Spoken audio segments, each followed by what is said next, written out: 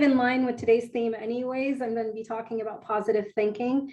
I definitely want to preface this with the understanding that I'm not talking about that toxic positivity, that positivity that says, don't worry about anything, everything will be okay, or chin up, more people have it worse than you, right? That's not positivity. That's not supportive or helpful.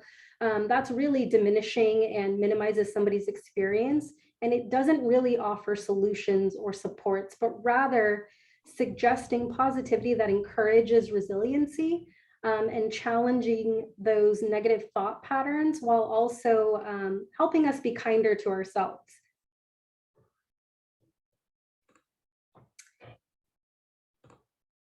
So again, I want to preface this as well when I speak about prolonged negative thinking. Everyone has negative thoughts, right? Everyone will have a negative thought. Everyone has moments of feeling grumpy or down, and that's typical.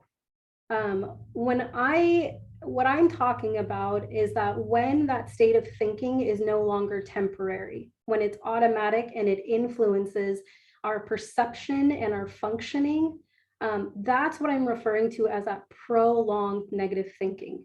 So when we look at negative thoughts, we're including negative beliefs that we might have about ourselves, our situations, and others.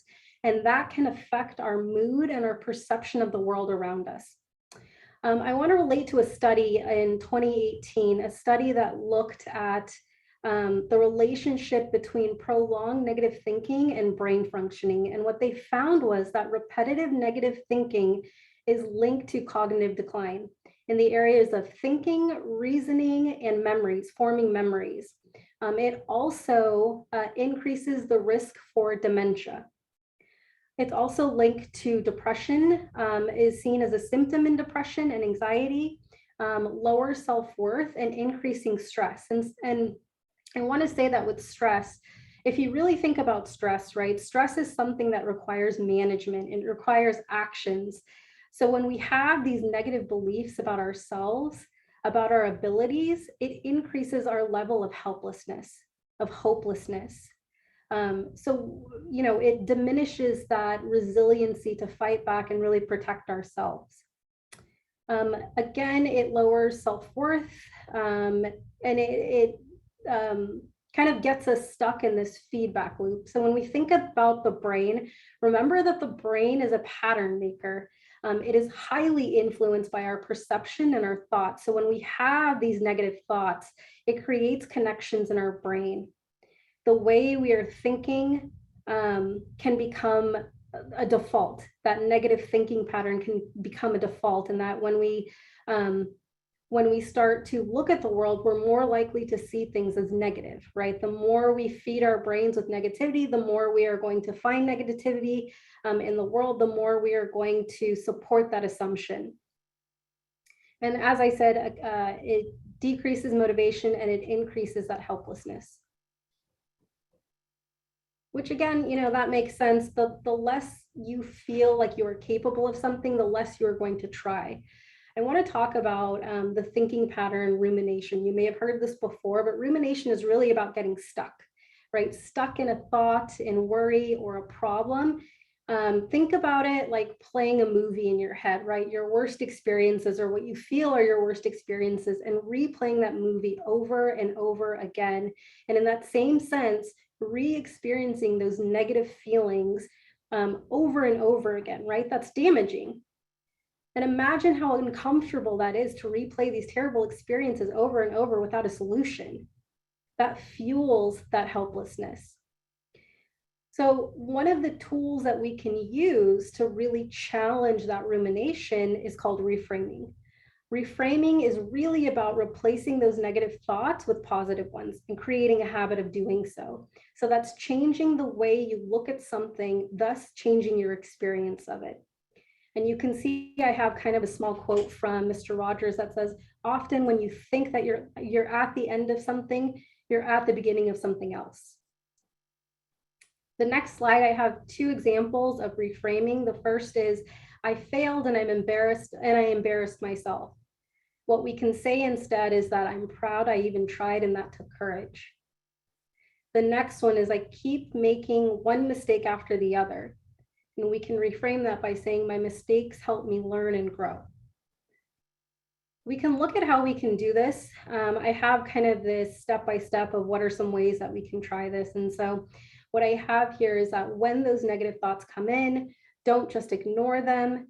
Instead, what you can do is pay attention to them, stop and reflect. And I think this is a good opportunity to look at mindfulness, right? Because a core component of mindfulness is about being able to stay in the present,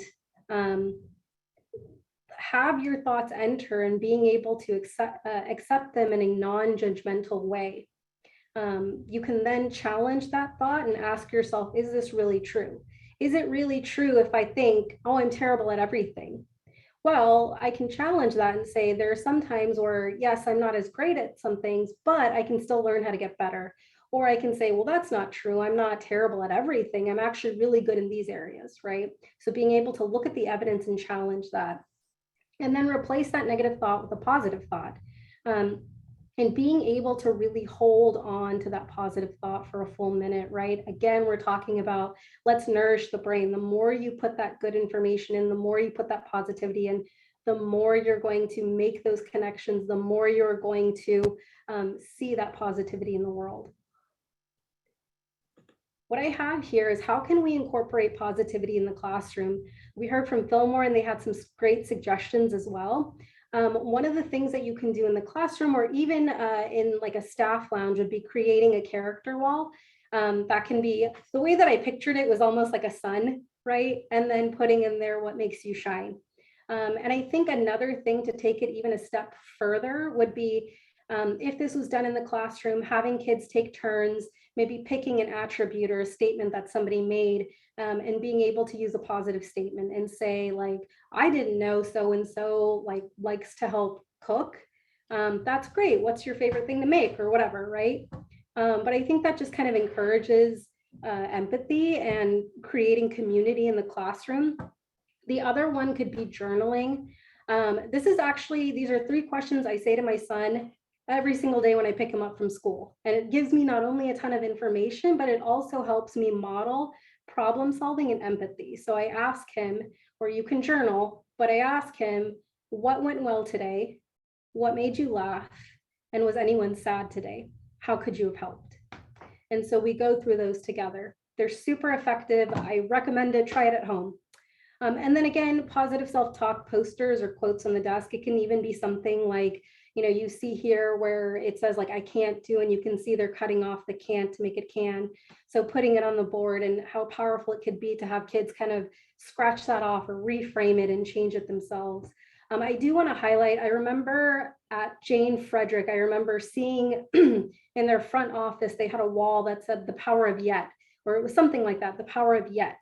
And so it had something like, I can't do this yet, but I'm learning, right? So even something as powerful as that in the front office to kind of set up your day or set up a student's day. Finally, I want to talk about, yes, it is Random Acts of Kindness month. And then the actual like week is, I think, the 14th through the 20th, I want to say. I made this on Canva. I think this is a great way, again, to kind of influence that positivity.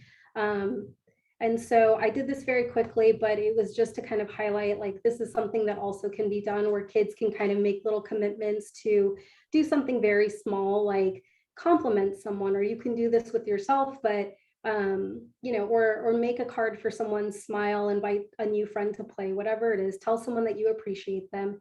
But I think this would be a great way to, again, encourage that positivity in the classroom. And also when I see this too, I think about, Josie, is if teachers can just make kind of like a template of it, laminate it and keep it up there, and every week they can just write something new for their Random Acts of Kindness week. Yeah, absolutely. I put like a little quote in there too, so it can be personalized. I put, yes. Try to be a rainbow in someone else's cloud. So absolutely, you know, have themes set up. I think I did this once as a group activity in like December. So it definitely does not have to be February or whatever. And then finally, I just wanted to end with a quote. Don't let your bad days trick you into thinking that you have a bad life. So again, encouraging that positivity. Thank you, everyone.